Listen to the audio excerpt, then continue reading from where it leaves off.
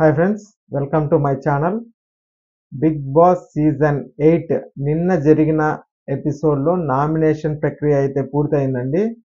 ఇందులో 8 మంది అయితే నామినేషన్లో ఉన్నారు. వీళ్ళల్లో ఎవరు ఎలిమినేట్ అవుతారు అనేది తర్వాత అయితే మాట్లాడుకుందాం. కానీ ఇప్పుడు సోనియా వచ్చి నిఖిల్కి అయితే గుంత తవ్వేస్తుందండి.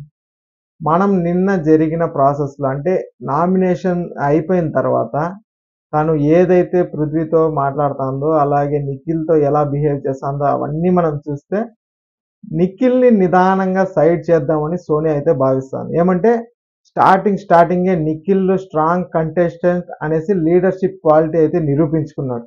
వస్తేనే అందరినీ కలుపుకోవడం కానీ వాళ్ళని ఎలా ఒక ట్రాక్లోకి పెట్టాలని నిఖిల్ అయితే డిసైడ్ అయినాడు.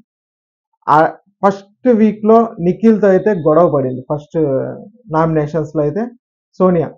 అలాంటిది సెకండ్ వీక్ అంటే ఇతను ఏదో స్ట్రాంగ్గా ఉన్నాడు, ఇతన్ని కాస్త కంట్రోల్ చేసి మనం కాస్త తగ్గించాలా అనే ఉద్దేశంతోనే సోనియా నిఖిల్ని డౌన్ చేసేదానికి కాస్త ఫ్రెండ్షిప్ గేమ్ ఆడుతూ ఉందేమో అనేసి నాకైతే అనిపిస్తుంది. ఇక సోనియా నిఖిల్ గురించి పృథ్వీతో నామినేషన్స్ తర్వాత ఏం మాట్లాడిందంటే, పృథ్వీతో అయితే సోనియా మాట్లాడుతూ గట్టిగానే స్కెచ్ వేసిందండి. నామినేషన్లో ఎవ్వరూ లేక పృథ్వీని నామినేట్ చేశాడు నిఖిల్.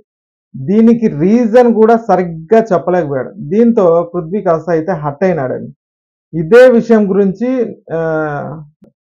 సోనియా వచ్చి పృథ్వీతో మాట్లాడుతూ నిఖిల్కి అయితే గోతులు తవ్వినట్టే అనిపిస్తుంది నాకు. వాడికి అసలు పాయింట్స్ లేవురా, అందుకే అభయ్ లేదా నబిల్ని నామినేట్ చేద్దాం అనుకున్నాడు. కానీ అభయ్ని అప్పటికే స్ట్రాంగ్ కంటెస్టెంట్ అని ఆదిత్య ఓం గారు అయితే నామినేట్ చేశాడు కదా, నువ్వైతే అర్థం చేసుకుంటాను నీకు వేసిండు అంటూ నిఖిల్ తరఫున అయితే మాట్లాడింది సోనియా. ఇక ఆ మాటలకి పృథ్వీ అయితే అసలు వాడు అంత వీక్గా ఎందుకున్నాడు,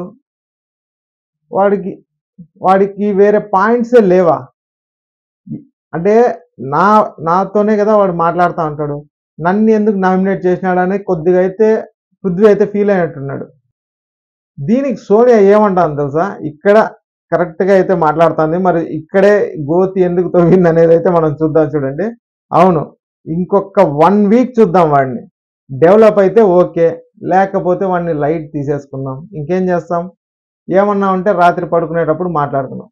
అంటే వాడిని వాడుకునేంత వరకే వాడుకుందాం, లేదు అంటే వాడిని లైట్ తీసుకుందాం, అంటే వాడు ఉపయోగపడేంత వరకే నిఖిల్ని వాడుకుందామని సోనియా అయితే ప్రిపేర్ అయిపోయింది.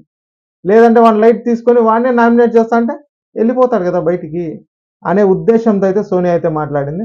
అలానే నామినేషన్స్ గురించి టెన్షన్ పడకు, మనకంటే ముందు పోవాల్సిన వాళ్ళు చాలా మందే ఉన్నారు, వాళ్ళు పోయేంత వరకు మనం సేఫ్ అంటూ కొద్దిగా ఓవర్ కాన్ఫిడెంట్గా అయితే సోనియా ఉన్నట్టు మనకైతే తెలుస్తుందండి. అంటే తనకంటే ముందుగా వెళ్ళిపోయే వాళ్ళు ఉన్నారు అంటే తను ఏ కాన్ఫిడెంట్లో మాట్లాడుతుందో నాకైతే అర్థం కాదు.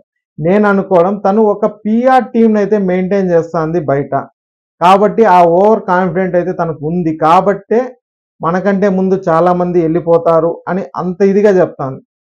ఇక ఈ విషయంపై సోనియా పైన మీ అభిప్రాయాన్ని కింద కామెంట్ రూపంలో అయితే తెలియజేయండి. ఈ వీడియోని అయితే లైక్ చేయండి, అలాగే షేర్ చేసుకోండి. మా ఛానల్కి ఫస్ట్ టైం వచ్చింటే అయితే సబ్స్క్రైబ్ చేసుకోండి. Thanks for watching.